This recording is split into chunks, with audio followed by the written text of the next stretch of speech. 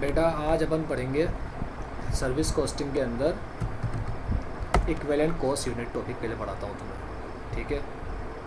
बहुत इंपॉर्टेंट चीज़ बता रहा हूँ, ध्यान से देखना। इक्विवेलेंट कॉस्ट यूनिट क्या होता है कि कभी कभी हम लोग जो सर्विस प्रोवाइड करते हैं वो अलग अलग ग्रेड की होती है, ठीक है। अब वो ग्रेड की तो होती है अलग अलग, मगर उसमें जो रिसोर्सेज यूज़ होते हैं वो कॉमन यूज़ होते हैं। सपोज़ करो कि जैसे अभी ये होटल है, ठीक है। तो यहाँ पर 3 तरह के रूम्स हैं, स्टैंडर्ड, डिलक्स और लग्जरियस, ठीक है। अब ये 3 तरह के जो रूम होते हैं, सर्विस तो एक जैसी ही है रूम देने की। तो क्या होता है, कभी कभी जो हमारे खर्चे होते हैं जैसे लाइट वगैरह, हर जगह लाइट ये वो सब सेम होगा, ठीक है। लाइट होगा, एसी होगा, मगर रूम के साइज़ में या कुछ में किसी चीज़ में थोड़ा फ़र्क होता है। और एक दूसरे तरीके से अगर समझाऊँ तुम्हें, तो अगर लकड़ियों से हम लोग टेबल और चेयर बनाते हैं, ठीक है, तो रिसोर्सेज सेम यूज़ कर रहे हैं मगर 2 अलग अलग ग्रेड के अपन प्रोडक्ट बना रहे हैं। एक टेबल बना रहे हैं और एक चेयर बना रहे हैं, ठीक है।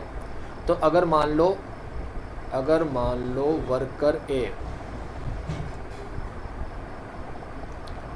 वर्कर ए जो है वो 25 टेबल बनाता है और वर्कर बी जो है वो 25 चेयर्स बनाता है, ठीक है। तो किसने ज़्यादा काम किया अगर ऐसा पूछे तो अपन ऐसे नहीं बोल सकते कि दोनों ने बराबर काम किया। मान लो टेबल में अगर ज़्यादा टाइम लगता है, चेयर में अगर कम टाइम लगता है, तो टेबल में अगर ज़्यादा टाइम लगता है, चेयर में कम टाइम लगता है, तो हम लोग ये नहीं बोल सकते कि दोनों ने बराबर काम किया। हाँ, टेबल में ज़्यादा टाइम लगता है तो ऐसा बोलेंगे ए ने ज़्यादा काम किया, मगर कितना ज़्यादा किया ये पता नहीं पड़ पाएगा। पता कैसे पड़ेगा, जब दोनों का वेट पता हो हमें। मतलब सपोज़ करो चेयर बनाने में जो टाइम लगता है उसका डबल लगता है टेबल में, डबल। तो इसको हम लोग 2 से मल्टीप्लाई करेंगे और इसको हम लोग 1 से मल्टीप्लाई करेंगे, ठीक है। तो यहाँ पर हमारा आएगा 50 और यहाँ पर 25। एक तरीके से अपन ऐसे बोल सकते हैं कि एक टेबल 2 चेयर के बराबर होती है। तो बेटा ध्यान से देखना, हम लोग अगर एक टेबल 2 चेयर के बराबर है तो अगर 25 टेबल बनाई है तो अपन ऐसे भी बोल सकते हैं कि हमने 50 चेयर बनाई है, 50 चेयर। मतलब ए ने बी से डबल काम किया है। अब कंपेरेबल है, अभी इसे कंपेयर कर सकते हो। जितना काम बी ने किया है उसका डबल काम ए ने किया है। तो कंपेयर करने के लिए हमें क्या चाहिए, वेट चाहिए, वेट, ठीक है। तो वेट से जब मल्टीप्लाई करते हैं अपन लोग तो ये आता है अपना अमाउंट। अब अगर मान लो इसने 20 टेबल बनाई होती तो कैसे पता चलता किसने ज़्यादा काम किया। और अगर मान लो ए ने ज़्यादा काम किया तो कितना ज़्यादा किया, या बी ने ज़्यादा किया तो कितना किया, कैसे पता पड़ता, वही 2 से मल्टीप्लाई करके। अगर 20 टेबल को 2 से मल्टीप्लाई करेंगे तो 40 आएगा, ठीक है। टेबल का वेट डबल होता है चेयर से। वेट की बात करता हूँ, WEIGHT, ये वज़न वाले वेट की बात नहीं कर रहा, ये वज़न वाला वेट नहीं, इंपॉर्टेंस की भी बात है, ठीक है। इसकी कितनी इंपॉर्टेंस होती है, क्या होता है, तो वैल्यू की भी बात होती है। वेट मतलब इंपॉर्टेंस, वैल्यू कुछ भी बोल सकते हो तुम लोग। तो टेबल की वैल्यू चेयर से डबल होती है। इसका मतलब हम लोग ये बोलेंगे कि एक तरीके से अगर इसने 20 टेबल बनाई तो ऐसा बोल सकते हैं कि इसने 40 चेयर बनाई। तो ऐसे ही यहाँ पर क्या है, 3 तरह के रूम हैं। अब जो डिलक्स रूम है ना, वो स्टैंडर्ड से 2.5 टाइम्स ज़्यादा वैल्यू रखता है। और लग्जरियस याद है क्या है, लग्जरियस डिलक्स से डबल वैल्यू रखता है, डबल। तो ये हमें वेट दे रखा है, ये 2.5 और 2। तो अपन क्या करेंगे, ध्यान से देखना। The rent of deluxe is to be fix at 2.5 times of the standard.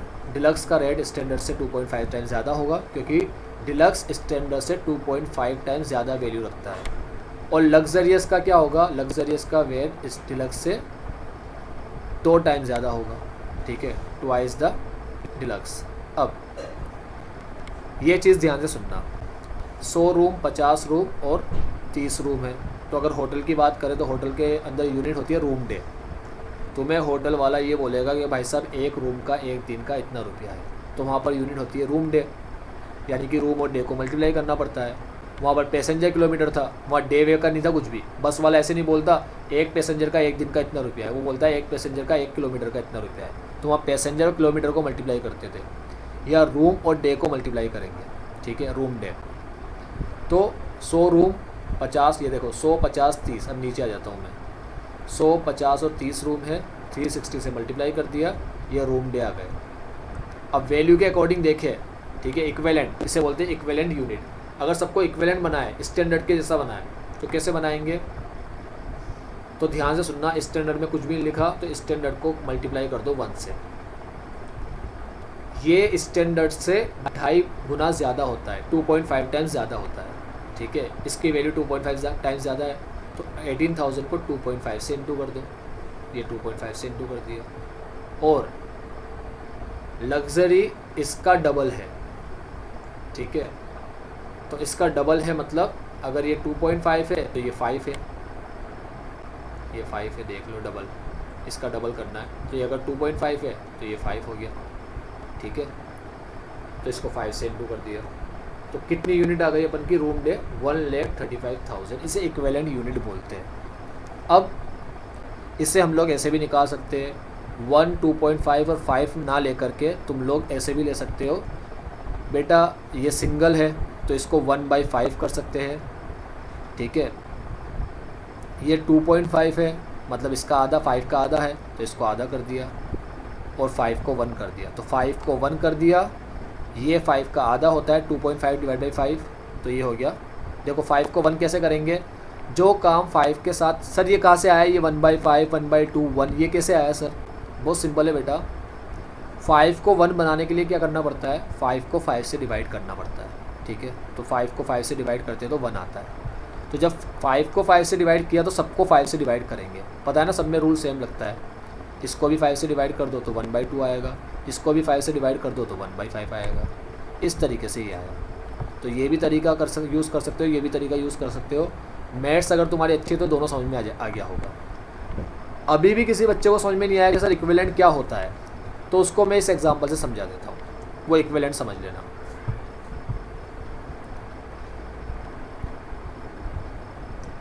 अगर मान लो हम लोग टेबल बनाते हैं, चेयर बनाते हैं, और टेबल और चेयर के साथ अपन बनाते हैं एक बोर्ड बनाते हैं, छोटा सा बोर्ड, ठीक है। तो टेबल बनाते हैं, चेयर बनाते हैं, और हम लोग बनाते हैं बोर्ड। और हमने कितने बोर्ड बनाए? सपोज़ करो हमने 50 बोर्ड बनाए। अब 50 बोर्ड बनाए तो ध्यान से सुनना, 50 बोर्ड बनाने में जो टाइम लगता है उसका डबल टाइम चेयर में लगता है, ठीक है। जितना टाइम एक बोर्ड बनाने में लगता है उसका डबल टाइम एक चेयर बनाने में लगता है। जितना टाइम एक चेयर बनाने में लगता है उसका डबल टाइम एक टेबल बनाने में लगता है, ठीक है। तो मैंने क्या बोला? अगर मान लो बोर्ड बनाने में 1 घंटा लगता होगा तो इसका डबल टाइम लगता है चेयर बनाने में, डबल टाइम, सॉरी, इसका डबल टाइम इसको बनाने में लगता है। मतलब इसको अगर 1 घंटा लगता होगा तो इसमें 2 घंटे लगते होंगे। अगर चेयर बनाने में 2 घंटे लगते हैं तो टेबल में डबल लगता है चेयर का, इसका मतलब इसमें 4 घंटे लगते होंगे। आई बात समझ में? अब एक बात ध्यान से सुनना, मैथमेटिक्स के अकॉर्डिंग समझा रहा हूँ तुम्हें, मैथ्स के अकॉर्डिंग। मैथ्स के अकॉर्डिंग ये जो है ना A और B, इसकी वैल्यू में क्या है? 4 और 2 का वो होता है रेशियो, इसकी वैल्यू 4 और 2 के प्रोपोर्शन में होती है, ठीक है। और ये C ले लो इसको। तो तुम लोग मैथ्स के अकॉर्डिंग ऐसे बोल सकते हो, क्या बोल सकते हो मैथ्स के according? 1C is equal to 2B, 1C 2B के इक्वल होता है, ठीक है। और 2B is equal to 4A, 2B 4A के इक्वल होता है, ठीक है। ये इनकी वैल्यू होती है, 1C is equal to 2B। अब एक चीज़ ध्यान से देखना,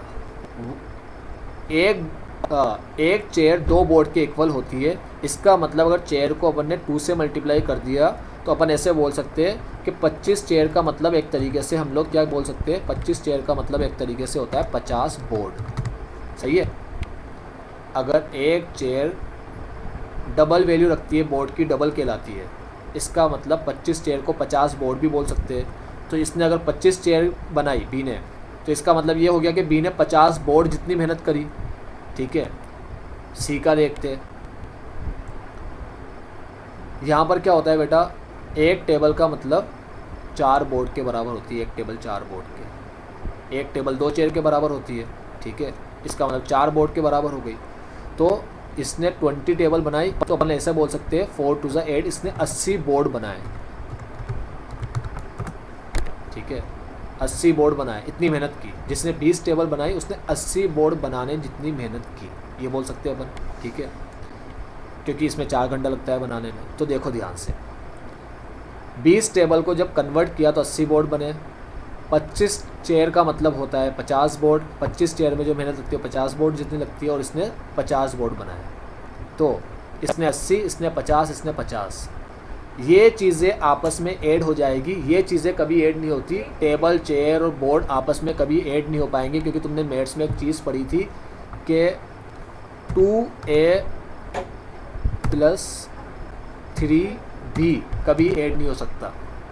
2a और 3b कभी ऐड नहीं हो सकता। हाँ, एक चीज़ है कि अगर b की वैल्यू अपन को दे दे, अपन को b की वैल्यू दे दे, मैथ्स के अकॉर्डिंग समझा रहा हूँ, क्या दे दे, b की वैल्यू है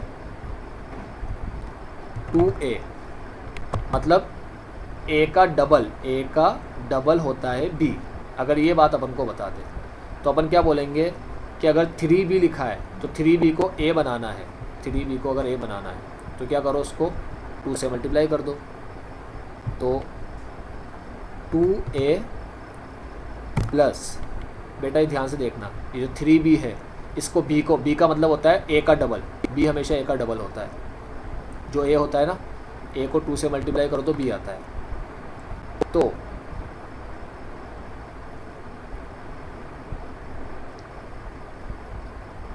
ध्यान से सुनना क्या बोल रहा हूँ, a का डबल, a को मल्टीप्लाई करो तो आता है 1b, मतलब 1b = 2a। 1b 2a के बराबर होता है। ठीक है, तो 3b किसके बराबर होगा, 3b होगा 6a के बराबर। सही है। तो अब देख लो, जब अपन ने इसको इक्विवेलेंट बनाया तो ऐड हो सकती है। समझ गए ये बात। तो सिंपल सी एक लास्ट में एक बात बोल रहा हूँ, अगर मान लो हमारे पास 3 तरह की यूनिट हम बनाते हैं या 3 तरह की अलग अलग सर्विस हम देते हैं, रिसोर्सेज सेम होते हैं उसके अंदर, तो हम लोग क्या करते हैं, हम लोग उसको वेट से इनटू करके इक्विवेलेंट यूनिट बनाते हैं। ठीक है, अब अपन लोग आगे बढ़ते हैं हमारे नेक्स्ट इलस्ट्रेशन की तरफ। हम लोग ट्रांसपोर्ट कॉस्टिंग पढ़ रहे थे बेटा। अब देखते हैं इलस्ट्रेशन नंबर 4 क्या आता है, किस पे बेस है। देखो बेटा ध्यान से, अपन लोग करने जा रहे हैं इलस्ट्रेशन नंबर 4। सबसे भारी इलस्ट्रेशन माना जाता है इलस्ट्रेशन 4 को। ठीक है, कुछ भी नहीं है, लल्लू सा इलस्ट्रेशन है। ध्यान से देखना, बस समझना एक एक चीज़। जो भी चीज़ अपन पढ़ेंगे ना यहाँ पर, उस चीज़ें में यहाँ लिखता रहूँगा। मैंने पहले ही लिख दिया है, टाइम वेस्ट ना हो, टाइम बचाने के लिए सारी चीज़ें यहाँ की लिख दी। भाई एक पब्लिक स्कूल है जिसके पास 5 बसें, मैंने लिख दिया ये 5 बसेस। ठीक है, फिर बोला है कि 5 बसेस अलग अलग डायरेक्शन में जाती है और बच्चों को लेकर आती है। ठीक है, अलग अलग डायरेक्शन में, एक बस यहाँ, एक बस यहाँ, एक बस यहाँ, एक यहाँ, एक यहाँ। दिमाग में पूरी इमेज बनाते चले जाना। ठीक है, और नहीं बनेगी तो मैं बनवा दूंगा तुमसे पूरी इमेज। बराबर इमेज बना करके पूरा होता क्या है, वर्किंग को अच्छे समझेंगे। इसके बहुत भारी वर्किंग है इनकी, तो बहुत ध्यान से समझेंगे एक एक चीज़ को, कोई चीज़ छूट ना जाए। इन view of a larger number of, बहुत ज़्यादा स्टूडेंट है, larger number of student availing of the bus service, buses work 2 shift daily, लिख दिया मैंने 2 शिफ्ट डेली। मॉर्निंग में, बोथ इन द मॉर्निंग। ठीक है, 2 शिफ्ट मॉर्निंग की चलती है, 2 शिफ्ट आफ्टरनून की, ये लिख दिया मैंने मॉर्निंग आफ्टरनून। तो 2 शिफ्ट डेली वर्क करते हैं ये लोग, डेली वर्क करते हैं 2 शिफ्ट में, 2 शिफ्ट डेली, ये लिख दिया 2 शिफ्ट डेली, मॉर्निंग में और afternoon both. The buses are garage in the school, school में बस आके खड़ी हो जाती है। The workload of the student are been so arranged that in the morning the first trip picks up. अब बच्चों का वर्क लोड कैसे बांट रखा है कि जो बसेस होती है वो पहली ट्रिप में तो सीनियर बच्चों को लाती है, और दूसरी ट्रिप के अंदर वो लोग, दूसरी ट्रिप होती है 1 घंटे बाद, अपन को इससे मतलब नहीं है कितने घंटे बाद होती है, दूसरी ट्रिप में वो लोग जूनियर बच्चे को लाते हैं। तो मैंने लिख दिया, देखो फर्स्ट ट्रिप में सीनियर बच्चे को, सेकंड ट्रिप में जूनियर बच्चे को, ये मैंने लिख दिया कि हमारी बस जब मॉर्निंग में निकलती है ना, मॉर्निंग में, तो मॉर्निंग में 2 ट्रिप करती है बस से, बहुत ज़्यादा बच्चे हैं, तो पहले क्या होता है, पाँचों बस जाती है, सीनियर बच्चे को लेती है और आती है, ठीक है। पाँचों बस पहले जाती है, ये जाती है और बच्चों को लेकर आती है, बच्चों को लेकर ये आती है। इमेज बनाते चले जाना, जाना आना लिख देता हूँ मैं, ठीक है, सही है। जाती है और बच्चों को लेके आती है, जाना और आना, ऐसे सेकंड ट्रिप में करती है, जाना और आना। अब यहाँ पर क्या करती है, यहाँ पर जब बच्चों को लेकर जाती है, ऐसे ही यहाँ पर भी करती है। यहाँ बच्चों को छोड़ने जाती है, आफ्टरनून में लिखा है बेटा, similarly in the afternoon the first trip take the junior student. Afternoon में उल्टा होता है, पहले जूनियर स्टूडेंट जाते हैं घर पे, ये जूनियर जा रहे हैं घर पे, उसके थोड़ी देर बाद सीनियर बच्चे घर पे जाते हैं। तो देखो बच्चे क्या करते हैं, स्कूल शुरू होता है तो हमारी बस सीनियर बच्चों को लाती है और जूनियर बच्चों को लाती है। पहले सीनियर को जाती है और लेकर आती है, फिर जूनियर को जाती है और लेकर आती है। ऐसे ही यहाँ पर पहले छोड़ने जाती है, जब घर पे छोड़ने जाती है बच्चों को स्कूल से, तो पहले जूनियर बच्चों को छोड़ने जाती है पाँचों बस, फिर सीनियर बच्चों को छोड़ने जाती है घर पे पाँचों बस। ये पिक्चर क्लियर कर लेना, सुबह का टाइम, दोपहर का टाइम। अब हर बस को जो डिस्टेंस मिला है वो 8 किलोमीटर का मिला है, वन वे मतलब जाना 8 किलोमीटर और आना 8 किलोमीटर। ये भी 8, ये भी 8, यहाँ लिख देता हूँ, जाना कितना 8 किलोमीटर, जाना 8 किलोमीटर, ऐसे ही आना भी 8 किलोमीटर। आगे बढ़ते हैं। द स्कूल वर्क 25 डेज, ये समझना है अच्छे से पिक्चर ये वाली। स्कूल 25 दिन काम करता है एक महीने में, एक महीने में 25 दिन लिख दिया, ये भी लिख दिया, एक महीने में 25 दिन। 3 महीने बंद रहता है, मई जून और दिसंबर में वैकेशन, 3 महीने में लिख दिया मैंने vacation. Bus fee however is payable by the student bus fee पे करते हैं 12 महीने की, लिख दिया मैंने। फीस पे करते हैं, फीस होती है 12 महीने की, पूरे साल की पे करते हैं जो भी फीस होती है, ठीक है। उसके बाद ये सारे खर्चे की list I for a year, खर्चे की लिस्ट है ईयर के। और उसके बाद यहाँ पर आता है हमारा कि सीटिंग कैपेसिटी जो है हमारे बस की 50 बच्चे बिठा सकती है। हमारे बस 50 बच्चे, 50 स्टूडेंट, ठीक है। फुल्ली ऑक्यूपाइड मतलब हमारी बस में 50 बच्चे बैठ सकते हैं और हमारी बस की सीट फुल्ली ऑक्यूपाइड रहती है। अगर ऐसे लिखा होता 40% ऑक्यूपाइड तो 50 का 40% लेते हैं अपन। अभी बोला है फुल्ली ऑक्यूपाइड यानी कि 100% ऑक्यूपाइड, तो 50 बच्चे मतलब बैठा करके लाती है। मतलब जब बच्चे लेने जाती है बस तो 50 बच्चे होते हैं हर बस के अंदर। जब बस जाती है ना सुबह बच्चों को लेने के लिए, तो हर बस जब बच्चे लेकर आती है तो 50 बच्चे लेकर आती है हर बस, ठीक है। इतने बच्चे अपने पास, इससे बच्चों का पता चल गया अपन को कि कितने बच्चे अपने पास। अब बच्चों में फ़र्क है बेटा, क्या फ़र्क है। कुछ बच्चे जो हमारी बस लेकर आती है वो 4 किलोमीटर के डिस्टेंस में रहते हैं, उनसे हम लोग फ़ीस चार्ज करते हैं आधी। देखो हमारी बस 8 किलोमीटर के रूट में ट्रेवल करती है, ठीक है। हमारी बस ट्रेवल करती है 8 किलोमीटर के रूट में। सपोज़ करो ये 8 किलोमीटर का ऐसे एक रूट बना देता हूँ यहाँ पर, ये 8 किलोमीटर का एक रूट है अपना, ठीक है। ये 8 किलोमीटर के रूट का ब्रेक किया, ये सपोज़ करो ये 8 किलोमीटर का रूट बना दिया, ठीक है। और ये मैंने ब्रेक कर दिया 8 किलोमीटर के रूट को, ठीक है। कुछ बच्चे हम 4 किलोमीटर से ही उठाकर लाते हैं और कुछ बच्चों के लिए हम 8 किलोमीटर पूरा जाते हैं। तो आधे बच्चे जो आते हैं, अब ये 4 किलोमीटर से कितने बच्चे आते हैं, 4 किलोमीटर से जो बच्चे आते हैं उससे हम आधा फेल लेते हैं। देखो मैंने लिख दिया 4 किलोमीटर के बच्चों से हम लोग हाफ फेल लेते हैं। तो अब 4 किलोमीटर से कितने बच्चे आते हैं वो भी लिखा है कि 50% बच्चे, मतलब समझना ध्यान से, जब बस यहाँ से चलेगी ना स्कूल से बस जाएगी और जब बस यहाँ पर पहुँचेगी 4 किलोमीटर चल जाएगी तो आधे बच्चे यहाँ से बिठाएगी, यानी कि 25 बच्चे यहाँ से बिठाएगी। और फिर जब बस चलेगी यहाँ तक 8 किलोमीटर तक तो बाकी 25 बच्चे यहाँ से बिठाएगी। अब बस लेकर जाएगी सारे बच्चे को स्कूल में, ठीक है। या तो बस हमारी सीधी यहाँ आएगी, 25 बच्चे यहाँ से बिठाकर यहाँ आएगी, यहाँ से 25 बच्चे बिठाकर 50 हो गए, उनको यहाँ लेकर आएगी। तो ये 4 किलोमीटर से आते हैं और कुछ बच्चे हमारे यहाँ से आते हैं। कितने बच्चे ऐसे, तो क्वेश्चन ने हमें बता रखा है यहाँ से 25 आते हैं और यहाँ से भी 25 आते हैं, ठीक है बेटा।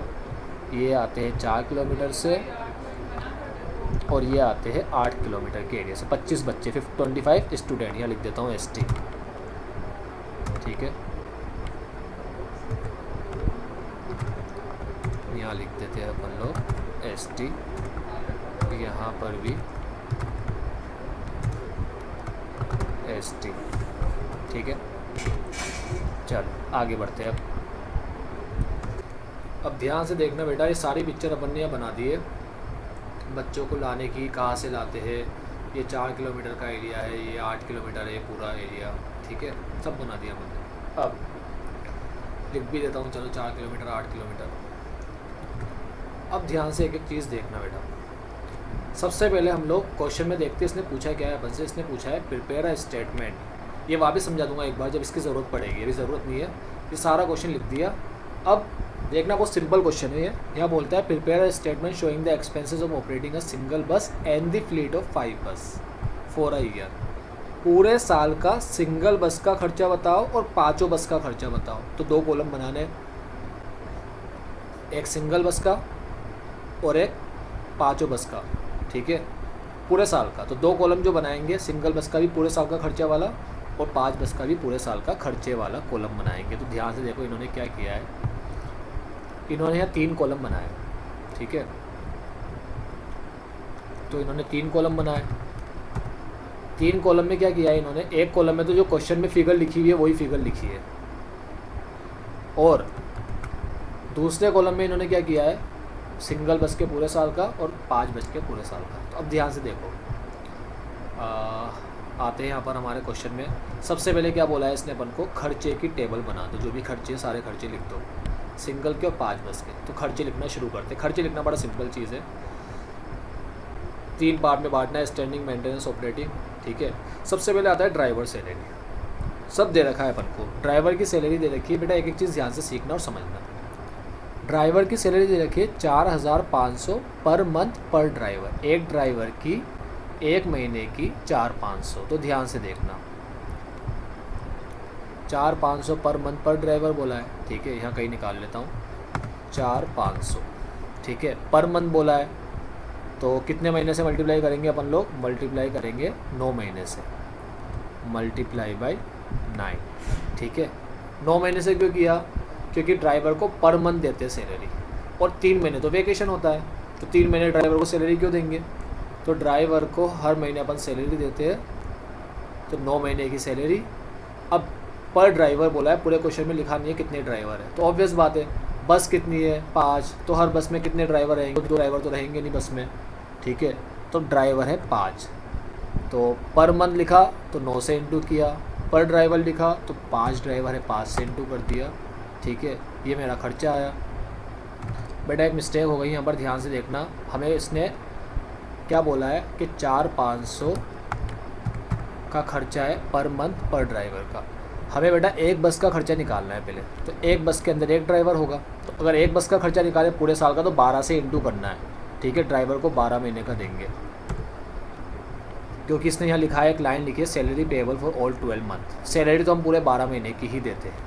ठीक है, तो इसीलिए हम क्या करेंगे, 12 से इंटू करेंगे। तो ये एक ड्राइवर का आया, एक ड्राइवर का मतलब हुआ एक बस का खर्चा। तो ध्यान से देख लो, एक बस का खर्चा मैं तुम्हें दिखा देता हूँ, ये देख लो, एक बस का खर्चा है 54,000।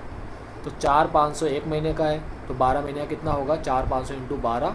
तो ये एक ड्राइवर का खर्चा, एक ड्राइवर का मतलब एक बस होता है, क्योंकि एक ड्राइवर, एक बस में एक ड्राइवर ही होता है।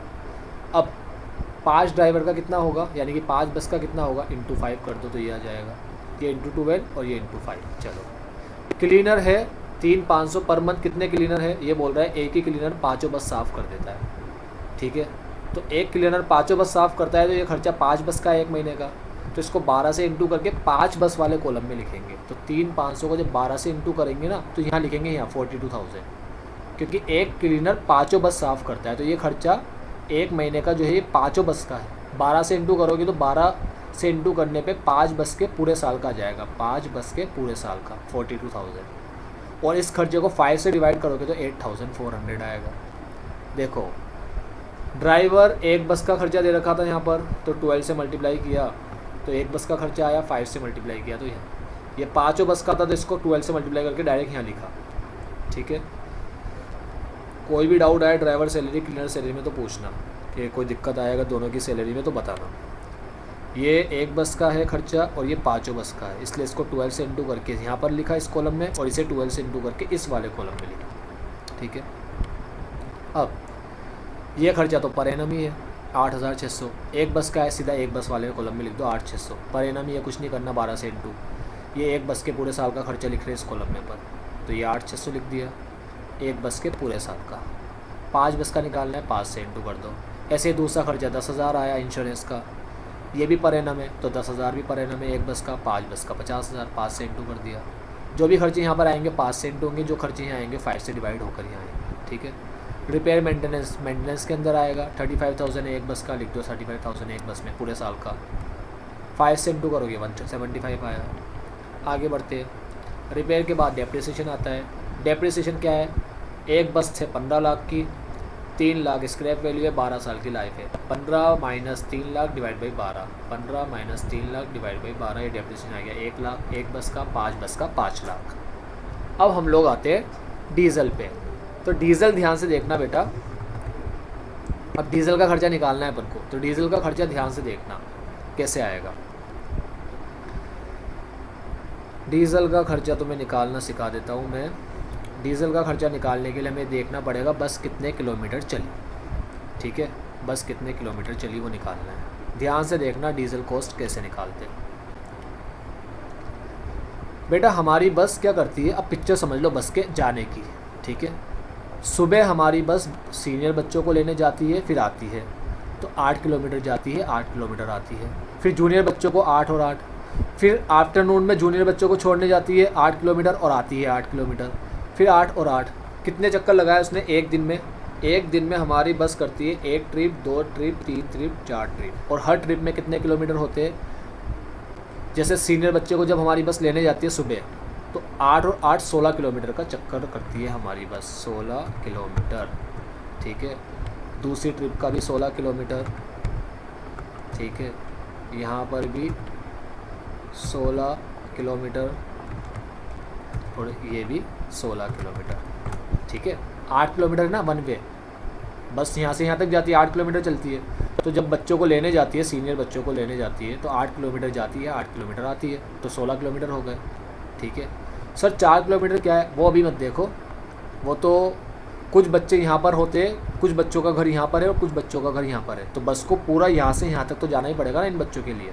ठीक है, तो हमारी बस 16 16 16 16 सुबह के टाइम पे 32 किलोमीटर का राउंड करती है और आफ्टरनून में 32 किलोमीटर, तो ये मिला करके एक दिन का राउंड हमारी बस करती है। लिख देता हूँ यहाँ पर, हमारी बस एक दिन में कितना राउंड करती है। हमारी बस एक दिन में चलती है कितने किलोमीटर? 64 किलोमीटर, ये एक दिन में चलती है, समझे। 16 किलोमीटर फर्स्ट ट्रिप, दूसरी ट्रिप भी 16 की, तीसरी भी 16 की, चौथी भी 16 की, 4 ट्रिप करती है एक ही दिन में 16 किलोमीटर की। अब 25 दिन में कितने हुए देख लो, 25 दिन की ट्रिप, 25 इंटू 16। ठीक है, तो ये 25 दिन की ट्रिप हो गई। इक्वल टू लगा देता हूँ, आंसर आ जाएगा डायरेक्ट। तो 25 दिन और हर एक दिन में करती है, सॉरी 16 की 64 की ट्रिप करती है। एक दिन में हमारी बस चलती है 64 किलोमीटर, 16 किलोमीटर ने 64 किलोमीटर। ठीक है, 4 राउंड लगाती है 16 किलोमीटर के, तो 64 किलोमीटर हमारी बस चलती है एक दिन में। 25 दिन में चलती है 64 किलोमीटर, ये 25 दिन का आया। 25 दिन का मतलब 1 महीना है। और अगर हमें पूरे साल भर का निकालना है तो साल भर में हमारी बस 9 महीने चलती है, 3 महीने तो छुट्टी होती है, तो 9 से इंटू कर दिया, 14,400 किलोमीटर चलती है हमारी बस, 14,400 किलोमीटर। ठीक है, सबसे पहले हमने एक साल में हमारी एक बस का निकाला है, एक बस 14,400 किलोमीटर चलती है। अब ये निकाल लिया कितने किलोमीटर चलती है। अब ध्यान से देखना क्या लिखा है, यहाँ लिखा है बेटा हमारा जो माइलेज है, एवरेज है गाड़ी का, वो है 4 किलोमीटर पर लीटर का। तो ये यहाँ पर करता हूँ कैलकुलेशन इसकी इधर साइड में, मतलब ये कि हमारी गाड़ी 1 लीटर पेट्रोल में कितने किलोमीटर चलती है? 4 किलोमीटर चलती है। 4 किलोमीटर के लिए 1 लीटर पेट्रोल डलाते, तो 14,400 के लिए कितना लीटर डलाएंगे? 14,400 किलोमीटर के लिए कितना लीटर पेट्रोल डलाएंगे? अगर हमें ये निकालना है तो कैसे निकालेंगे बेटा, ध्यान से देखना। 14,400 divide multiply equal to 14,400 divide by 4, 1 से मल्टीप्लाई करने की ज़रूरत है ही नहीं। 3,600 लीटर, ये हमारा आया 3,600 लीटर पेट्रोल। ठीक है, 3,600 लीटर पेट्रोल डलाती। अब हमें तो रुपए में लिखना है। एक बस पूरे साल में 3,600 लीटर पेट्रोल डलाती है और 1 लीटर पेट्रोल कितने का है, 45 का है। तो 3,600 लीटर कितने का होगा, 3,600 लीटर होगा, इंटू कर दो 45 से, इंटू 45। इतने रुपए का पेट्रोल डलाती है, 1,62,000। तो डीजल आएगा एक बस का 162, डीजल आएगा ये रहा 162 एक बस का। 5 बस का कितना हुआ, इंटू 5 कर देना। समझे बेटा कैसे निकाला मैंने किलोमीटर?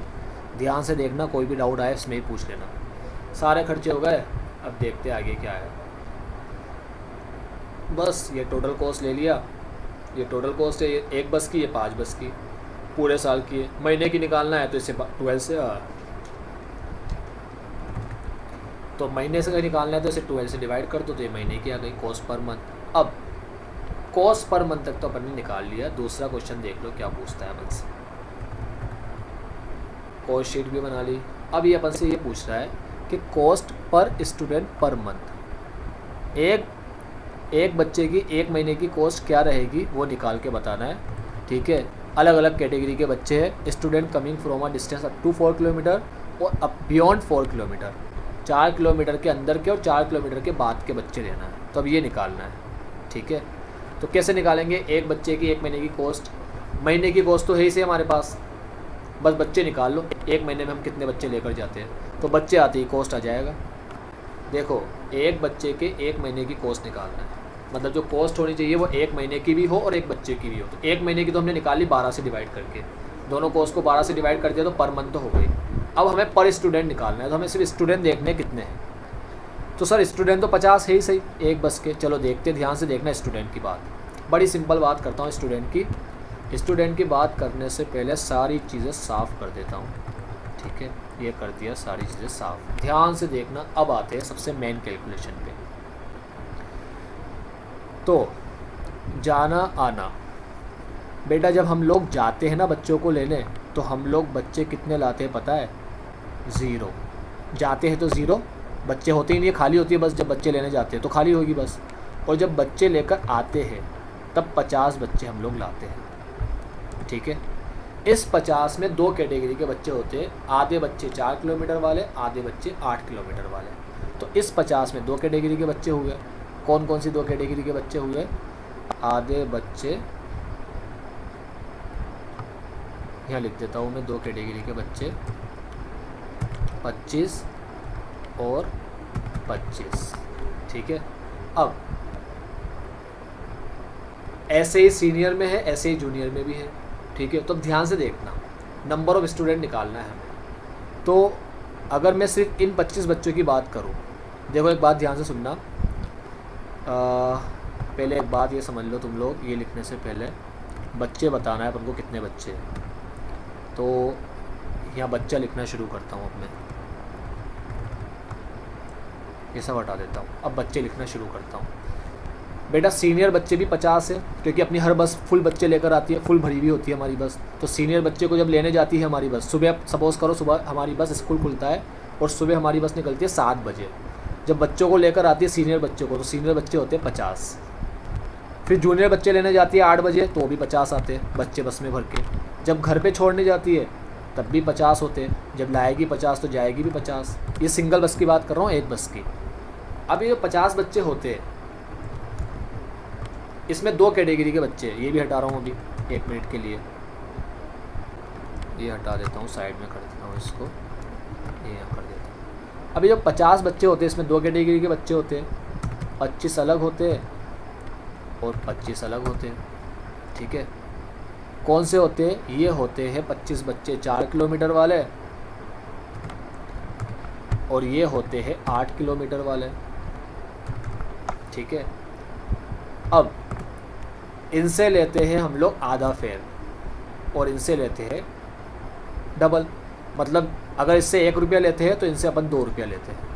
तो ये 25 बच्चे 50 के बराबर हो गए। अगर इक्विवेलेंट करें तो दोनों अलग अलग कैटेगरी के बच्चे हैं, तो अगर अपन दोनों को इक्विवेलेंट करें, ये 50 बच्चे तो अपन लेकर आते हैं, मगर दोनों बच्चे अलग अलग कैटेगरी के होते हैं बेटा। 25 बच्चे 4 किलोमीटर वाले होते हैं, ये 25 बच्चे 8 किलोमीटर वाले होते हैं। तो अगर अपन इसको इक्विवेलेंट बनाएं तो कैसे बनेगा इक्विवेलेंट? इक्विवेलेंट ऐसे बनेगा कि ये तो 25 रहेगा, 25 इंटू 1 और 25 इंटू 2, ये डबल है, ठीक है, तो ये 50 हो गया।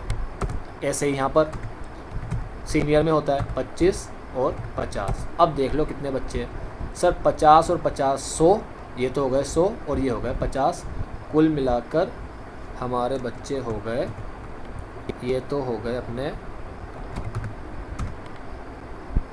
ये तो हो गए 100 बच्चे, 50 और 50, और ये हो गए 25 और 25 50 बच्चे, ठीक है।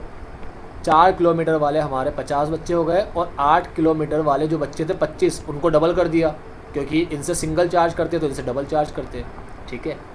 तो इन्हें डबल कर दिया, तो ये तो टोटल बच्चे हो गए इक्विवेलेंट बच्चे। इक्विवेलेंट बच्चे तो बेटा टोटल 100 ही है, सीनियर भी है 50 और जूनियर भी 50। लेकिन जब इक्विवेलेंट बनाया तो इक्विवेलेंट के अकॉर्डिंग, क्योंकि ये जो सीनियर बच्चे हैं इसमें से कुछ 4 किलोमीटर वाले हैं, कुछ 8 किलोमीटर वाले हैं, ठीक है। तो 8 किलोमीटर वालों को 2 से इंटू किया अपन ने, तो डबल हो गए। 8 किलोमीटर वाले 25 बच्चे, 50 कैसे आया? 25 बच्चे थे मगर उनकी वैल्यू 4 किलोमीटर वालों से डबल थी, तो 50 हुआ, ऐसे हुआ 50, ठीक है। अब 50 और 50 ये कुल मिलाकर हमारे बच्चे हो गए 150। चेक कर लो 150 बच्चे क्या एक बस के, ये लो 150 बच्चे एक बस के, ठीक है। एक बस के 150 है तो 5 बस के कितने होंगे? 15 5 से 75, 750 बच्चे होंगे। कोई सा भी डिवाइड कर लो, आंसर तो दोनों में सेम ही आएगा। कॉस्ट पर स्टूडेंट तो 210 ही आएगा। ये हो गई total cost per half fair equivalent student, ठीक है। ये इक्विवेलेंट स्टूडेंट की फेयर है।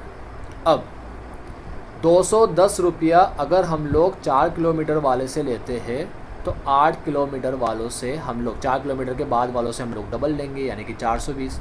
तो 210 की कॉस्ट, अभी क्वेश्चन ख़त्म नहीं हुआ, अभी तो ये कॉस्ट निकाली इक्विवेलेंट कॉस्ट, ठीक है। इक्विवेलेंट कॉस्ट मतलब 4 किलोमीटर 8 किलोमीटर वाले बच्चों को भी 4 किलोमीटर के बना दिए, तो ये जो कॉस्ट आई 4 किलोमीटर के बच्चों की आई, ठीक है। 8 की क्या होगी? 210 को 2 से इंटू करेंगे तो 420 डबल हो जाएगी। देखो वापस बता रहा हूँ, 4 किलोमीटर वाले बच्चे को तो ऐसे कैसे रखा, 8 किलोमीटर वाले बच्चे को 4 किलोमीटर का बना दिया 2 से इंटू करके। 8 किलोमीटर वाले सिर्फ 25 ही बच्चे थे, 2 से इंटू कर दिया, क्योंकि 8 किलोमीटर 4 का डबल होता है, डबल चार्ज करते हैं, ठीक है। तो 2 से इंटू करके इनको भी 25 बच्चों को भी 50 बना दिया, यानी कि 4 किलोमीटर वाले जैसा बना दिया। तो ये जो 150 है ना, ये 4 किलोमीटर वाले इक्विवेलेंट हो गए, इक्विवेलेंट टू 4। इसे इस 100 को बोलते हैं इक्विवेलेंट टू 4 किलोमीटर। ये तो 4 किलोमीटर की वैल्यू है, और ये बच्चे कैसे हो गए? इक्विवेलेंट टू 4 हो गए, इसीलिए इसे इक्विवेलेंट यूनिट बोलते हैं। तो ये 150 हो गए ना, तो अब 150 को अपन ने डिवाइड कर दिया, तो जो कॉस्ट आई वो 4 किलोमीटर वालों की है, 4 किलोमीटर वालों की कॉस्ट आई, ठीक है। मल्टीप्लाई बाई 2 किया तो बियॉन्ड 4 की आ गई। बियॉन्ड 4 का मतलब 8 नहीं होता, बियॉन्ड 4 का मतलब 5 6 7 8 कुछ भी मान लो, ठीक है। यहाँ पर हमारा क्वेश्चन कंप्लीट होता है। ध्यान से इसको देखना, सबसे इम्पोर्टेंट क्वेश्चन है, ठीक है। बहुत डाउट आता है बच्चों को, कोई भी प्रॉब्लम आए, कोई भी डाउट आए, एक बार वीडियो रिपीट करके देख लेना, 2 से 3 बार देख लेना, डाउट क्लियर करना। और मेन था ये, अगर तुम्हें क्वेश्चन सही लगा हो, इजी लगा हो, तो वो सिर्फ इसलिए लगा होगा क्योंकि अपन ने हर चीज़ लिखी है, यहाँ पर लिख करके किया है। जितना क्वेश्चन को साफ लिखोगे, डायग्राम वगैरह मस्त बनाओगे, चार्ट वगैरह बना करके क्वेश्चन लिखोगे, ऐसे चार्ट वगैरह अच्छे से बनाओगे। भी बोर्ड नहीं था, बोर्ड होता तो और अच्छे से चार्ट बनाता इसका मैं, ठीक है। तो जितना अच्छे से क्वेश्चन की डिज़ाइन बनाकर दिमाग में उसकी इमेज लाओगे, उतना अच्छे से तुम लोग क्वेश्चन को सोल्व कर पाओगे ईजी वे में, इतना ईजी वे में, ठीक है। तो क्वेश्चन को सोल्व करना समझ लो बेटा, कॉस्टिंग के अंदर जो भी बड़े बड़े क्वेश्चन सोल्व करने हैं वो लिख कर ही करना, इस तरीके से पूरी इमेज तुम्हारे सामने क्लियर होनी चाहिए, ठीक है। बस बाय बाय, टेक केयर।